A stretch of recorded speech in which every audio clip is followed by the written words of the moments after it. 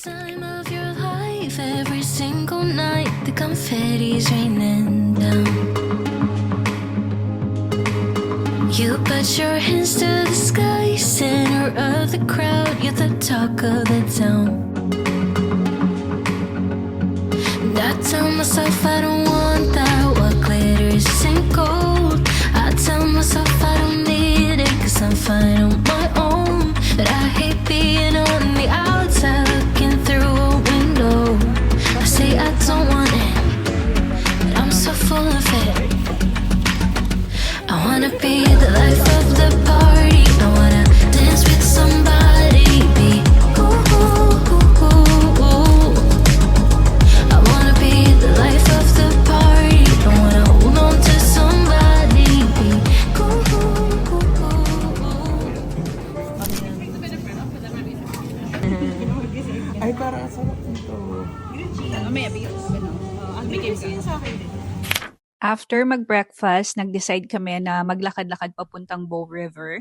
Meron kasi kaming nakita na bridge and ang ganda nung background view niya. Actually, kahit saan naman dito sa Banff ay maganda talaga siya. Bago kayo makarating dun sa Bow River, dadaan muna kayo dyan sa mahabang walkway na yan and makikita nyo dyan yung sobrang matataas na mga puno. Sobrang nakaka-relax yung nakikita mong puro greens, tapos yung pakikinggan mo rin yung sound ng river.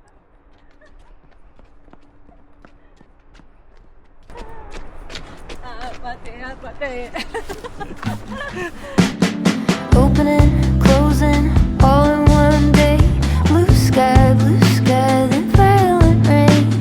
Feeling the dirt shifts, sensing the change. The dog has been shaken outside of the grave. Opening, closing. Nung time nga na nagpunta kami dyan ay nagsistart na yung snow kaya very careful kami nung paakit dyan sa my stairs dahil nga baka madulas kami since very slippery din yung area.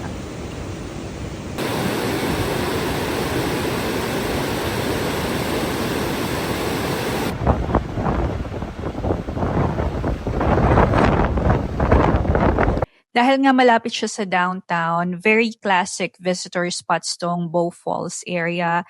And sobrang serene lang talaga nung place na to. And makikita mo yung mga mountain views and cliff sides. Meron ding picnic area and I think maganda siya pag summer season since hindi ganon kalamig na nanginginig ka pag nadyan ka habang naglalakad. Bukod dun sa walking path, pwede mo ring i-drive or i-bike tong area na to. Kung magdadrive ka, may car park naman na maliit dun mismo sa pinaka-base ng falls.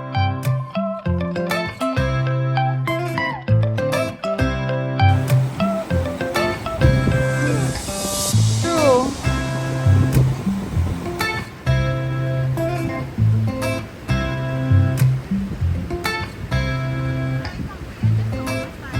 Pagkatapos namin mapagod at ma-enjoy yung paglalakad namin dun sa may Bow Falls, bumalik kami ulit dito sa may downtown para mag-check na ibang mga stores.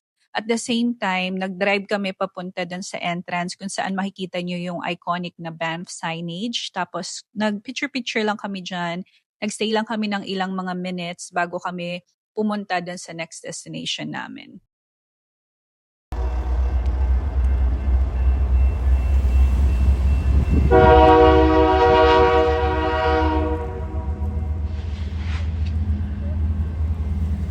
Sige, pupunta ako dyan.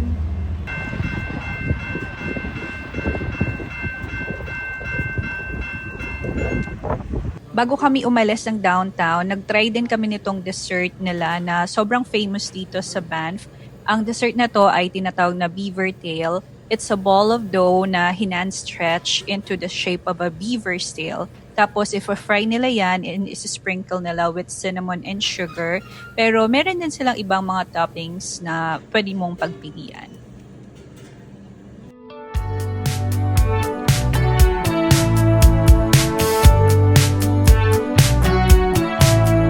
I was just a kid when I met you, honey.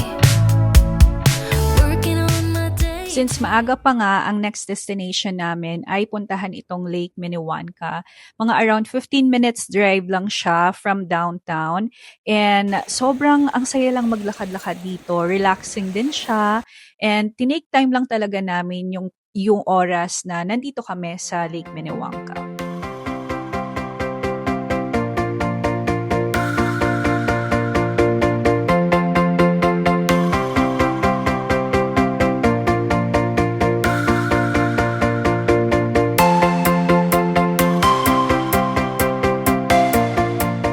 Pag summer daw, sobrang busy nitong place na to kasi ang dami nagpipiknik, tapos nagka-canoeing, and also mga nag-hike din. Pero pag winter, nagiging area din daw ito for ice skating kasi nga nagiging frozen yung lake niya. Tinawag din itong Lake Minnewanka na Minwaki or Lake of the Spirits ng mga indigenous Stoney Nakoda First Nations people dahil daw nire-respect nila and natatakot sila sa mga spirits na nakatira dito sa lake. Reza, say hi. Say hi. And for our dinner, dahil nga nagkikrave tayo ng soup, kaya trinay namin itong ramen arashi. Sa may downtown area lang din yung location nila. And masarap din naman yung ramen nila. The next day. Good morning, guys! Ang agang magising ng mga ante nyo. Mga 5 a.m. pa lang, gising na kami dahil nga nagugutom na rin. Kaya nag-decide kami nung friend ko na maglakad papunta sa McDonald's na malapit dito sa hotel na pinagsistayhan namin. Kahit malamig, okay naman, very tolerable naman yung weather nung pagkalabas namin. And in fairness naman, safe yung area kung saan kami nakastay papunta dun sa may McDonald's area din. Shatukan.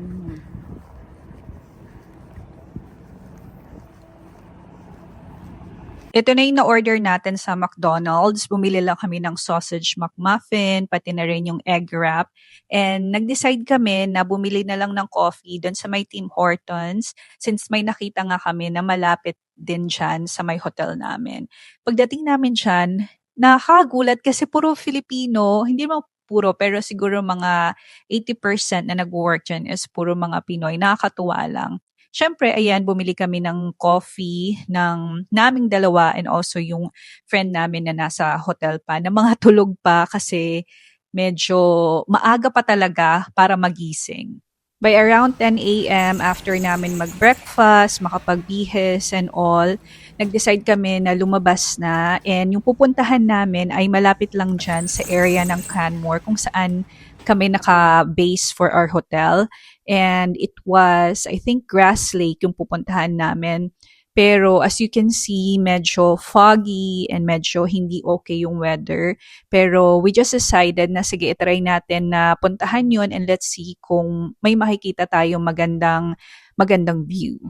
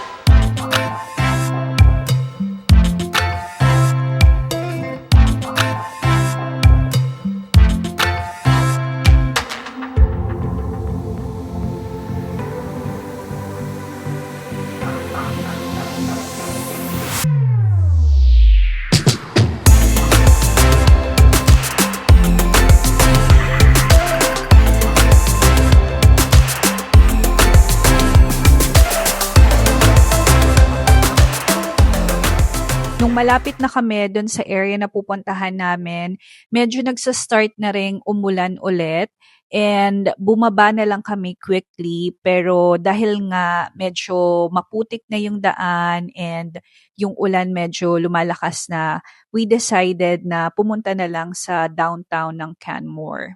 Yung pinuntahan naming area na kakainan namin ay itong Cacao 70. Nandito lang yan sa downtown ng Canmore. And akala namin mga dessert lang and coffee yung ino-offer nila. Pero marami ding mga choices for their brunch menu sa list nila.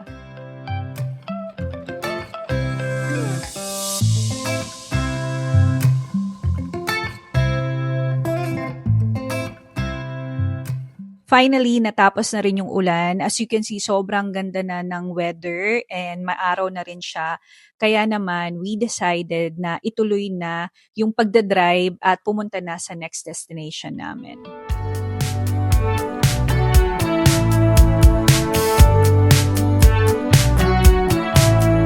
I was just a kid when I met you, honey. Working on my daydream. Ang next destination namin is a hiking trail. Ito ay Johnston Canyon Hiking Trail. Mga 2 p.m. kami nag-start na mag-hike. Actually, nung pagdating namin dyan, medyo umuulan pa, pero tumigil din naman yung ulan niya. Mostly paved naman yung trail, pero since umuulan nga nung mga time na yan, may mga area talaga na parang may mga bahalang sa gilid-gilid sa mga dadaanan mo, pero tolerable naman.